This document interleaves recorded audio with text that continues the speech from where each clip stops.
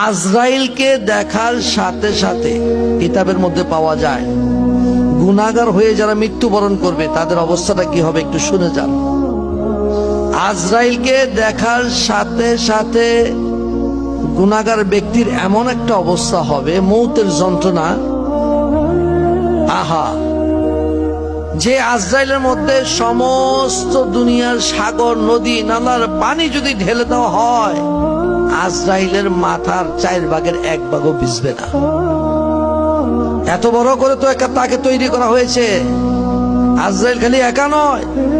আপনি কি করতেছেন, কোন দিকে চলছেন, কিসের আশায় আপনি অগ্রসর হচ্ছেন, সব ফালাইয়া যাইতে হবে।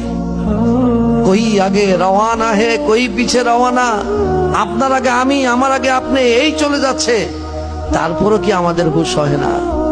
তারপরও কি আমরা সাবধান হতে পারছি না?